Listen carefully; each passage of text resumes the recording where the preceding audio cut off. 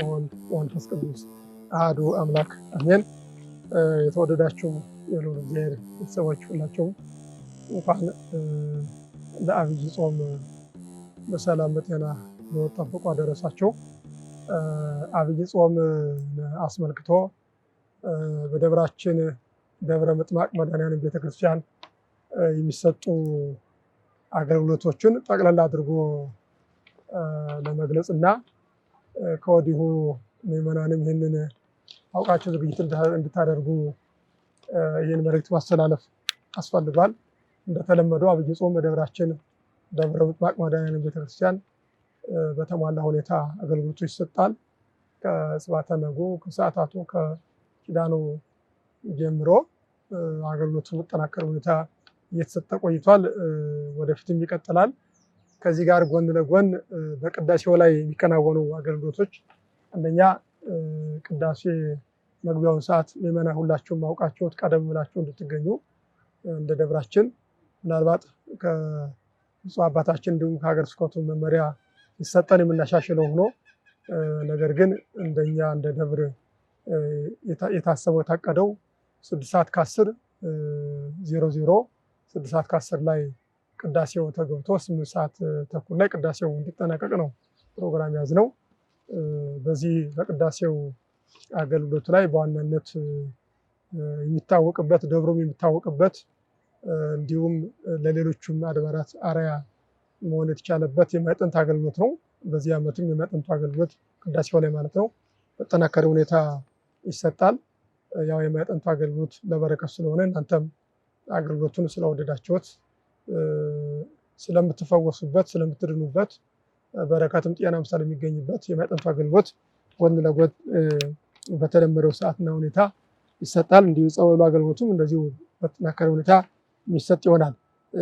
በዚሁ ላይ ተያይዞ ቅዳሴው ላይ እንደተለመደው ባለፈው ዓመት ቅዳሴ አገልግሎት ላይ ስብከተ ወንጌል ለ10 ደቂቃ ይሰጣል። ስብከተ ወንጌል ሲሰጥ ግን በየቀኑ ርዕስ ተይዞ በርዕስ በተጠና ሁኔታ በተደራጀ ሁኔታ በባለፈው ዓመት የተለያዩ አርዕስቶች ተመርጠው በእነዛ ሲሰጥ ነበረ ትምህርቱ። በዚህ ዓመትም እንደዚሁ ትምህርተ ወንጌሉ በተለይ ስብከተ ወንጌሉ ተዘጋጅቶ ትምህርት የሚሰጥባቸው ርዕሶች ስላሉ እናንተም ከወዲሁ እነዛን አውቃችኋቸው ተዘጋጅታችሁ እንድትመጡ ዛሬ ምን ትምህርት ይሰጣል፣ ዛሬ ከሌ ምን ያስተምራል እንዳትሉ ሰኞ፣ ማክሰኞ፣ ረቡዕ፣ ሐሙስ፣ ቅዳሜ፣ እሑድ የሚሰጡን ትምህርቶች እንደሚከተለው እገልጽላችኋለሁ። የትምህርቶች አይነቶች እንግዲህ 4 የትምህርት ርዕሶች ተመርጠዋል። አንደኛው በእንተ ጸሎት የሚል ነው። ስለ ጸሎት ትምህርት ይሰጣል። ሁለተኛው ስርዓተ ቤተክርስቲያን ነው።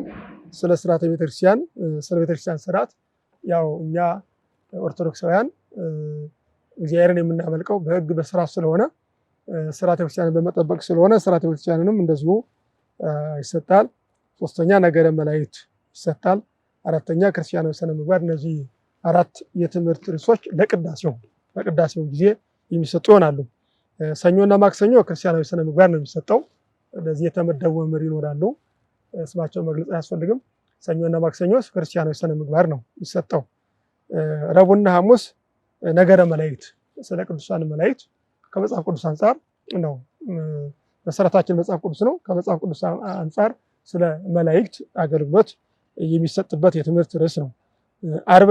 ዓርብ ስርዓተ ቤተክርስቲያን፣ ዓርብ ብቻ ስርዓተ ቤተክርስቲያን። ቅድም እንደነገርኳችሁ ቤተክርስቲያናችን የስርዓት ቤት የስርዓት ባለቤት ናት። በስርዓት የምትመራ ስለሆነ ስርዓተ ቤተክርስቲያን ዓርብ ይሰጣል።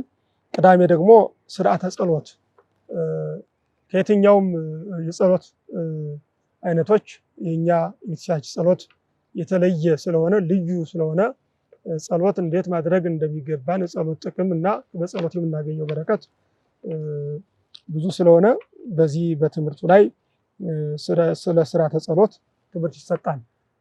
የትምህርቱ ደቂቃ 10 ደቂቃ ነው።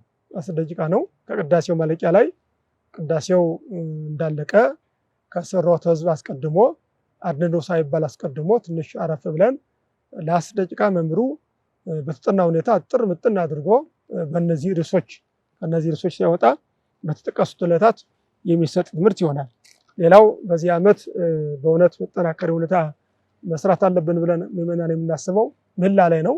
ምህላ ላይ በዚህ ዓመት በተለያዩ የአካባቢው ስራዎች የተነሳ ምህላው ትንሽ በደንብ ባሰብነው ልክ ለማካሄድ ያልተመቹ ሁኔታዎች ነበሩ። አሁን ግን ምንም ምክንያት ስለሌለን አካባቢው ለአገልግሎት ቤተክርስቲያን ለመምጣት ምንም ችግር ስለሌለ ምዕመናን ሁላችሁም በምህላው ሰዓት እየተገኛችሁ አብይ ጾም ነው ስራችሁ ሰርታችሁ ምሽቱን በዚህ በደብረ ምጥማቅ መድኃኔዓለም ቤተክርስቲያን በማድረግ በእንደዚህ በሚከተሉት ርዕሶች እንድትማሩ ከወዲሁ መልእክት አስተላልፋለሁ።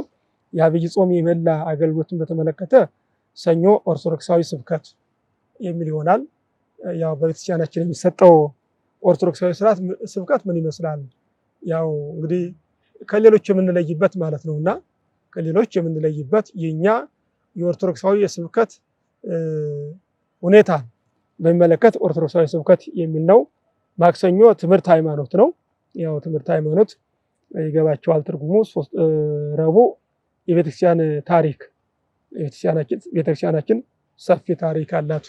የ3000 ዓመተ ምህረት ታሪክ ያላት ጥልቅ የታሪክ ማህደር ናትና የቤተክርስቲያናችን ታሪክ በተመለከተ ረቡዕ ትምህርት ይሰጣል። ሐሙስ ምስጢራተ ቤተክርስቲያን ይሰጣል። ዓርብ ነገረ ድህነት ይሰጣል። ቅዳሜ አእማደ ምስጢር ይሰጣል። እሁድ ንስሐና የንስሐ ህይወት። እነዚህ ለሰባቱ ዕለታት የተመረጡ 7 ርዕሶች ናቸው። በተከታታይነት የሚሰጡ ናቸው በጾም ውስጥ።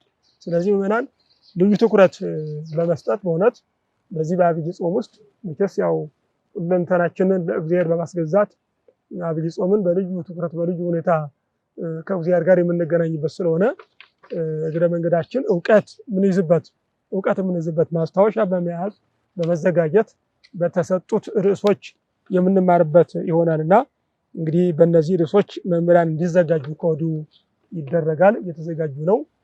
እግዚአብሔር በፈቀደ ደብሩ ከስብከተ ወንጌሉ ጋር በመሆን በዋናነት ስብከተ ወንጌሉ በዚህ ሁኔታ አገልግሎቱን ለማስኬድ አስቧል። ሌላው በአብይ ጾም ውስጥ ከሀገረ ስብከቱና ከወረዳ ቤተ ክህነቱ ጋር በመነጋገር 2 አበይት ጉባኤያትን እንደዚሁ የአብይ ጾም የፕሮግራሙ አካላት ናቸው። 2 አበይት ጉባኤያት ታስበዋል። አንደኛው ከየካቲት 27 እስከ የካቲት 29 ድረስ ያለው ዕለታት ይሆናል። መድኃኔዓለም ወርሃዊ በዓሉ ዓርብ ነው። ከዓርብ ጀምሮ እስከ 29 ያሉት አብይ ጉባኤ ልዩ ጉባኤ ነው። መምህራን እየተጋበዙ ነው። በዚህ ወቅት ጾም ነው፣ ልዩ ጉባኤ የምናደርግበት ነው። ሁለተኛው ከመጋቢት 25 እስከ 27 ነው። ያው ክብረ በዓሉ የመጋቢት 27 በእውነት ዘንድሮ ሆሳዕና ላይ ነው የሚውለው መጋቢት 27። ስለዚህ መድኃኔዓለም ከሆሳዕና ጋር ውሏልና የሱ በዓላት ናቸው። ሆሳዕናም የሱ በዓል ነው። መድኃኔዓለምም እንግዲህ ምን ይነገራል? የዓለሙ መድኃኒት ጌታችን አምላካችን በዕለተ ዓርብ በመልዕልተ መስቀል የተሰቀለበት የስቅለቱ መታሰቢያ በዓል ዘንድሮ መጋቢት 27 ሆሳዕና ላይ ነውና ይህን አስመልክቶ ልዩ ጉባኤ ይደረጋል። ክብረውን አስመልክቶ እነዚህ በአብይ ጾም ውስጥ እነዚህን በሀገረ ስብከቱ እና በወረዳው ቤተ ክህነቱ መልካም ፈቃድ በማግኘት እነዚህን 2 አበይት ጉባኤያት በአብይ ጾም ውስጥ እናከናውናለን። እንግዲህ የትምህርተ ወንጌል አገልግሎታችን በተመለከተ እንደው በጥቂቱ ከእንኳን አደረሳችሁ ጋር ይህንን መልእክት ለማስተላለፍ እና እኛም እንድንዘጋጅ እናንተም እንድትዘጋጁ ነው። አብይ ጾምን የተሻለ የስብከተ ወንጌል አገልግሎት በደብራችን ለመስጠት በእውነት ታስቧልና ለዚህ ደግሞ ተሳታፊ የሚሆኑ ማህበረ ካህናቱ ስብከተ ወንጌሉ በዋናነት ደብሩ ሰንበት ትምህርት ቤት ሰበካ ጉባኤውና ሕንጻ ስር ኮሚቴ በማንኛውም ድጋፍ በመስጠት ይህንን አገልግሎት በተሳካ ሁኔታ ለማጠናከር ዝግጅት አድርገናል። እንግዲህ የሰላምና የፍቅር ባለቤት አምላካችን ጾሙን በሰላምና በፍቅር እንድናገለግል ያሰብነውም እንዲሳካ የእናንተም ጸሎት ከሁላችን ጋር እንዲሆን በጸሎት አስቡን። እንግዲህ አምላካችን ለጾሙ ያደረሰን ለብርሃነ ትንሣኤው በሰላም እንዲያደርሰን በማለት መልእክትን በዚህ ላይ አስተላልፋለሁ። ወስብሐት ለእግዚአብሔር። ይቆይ።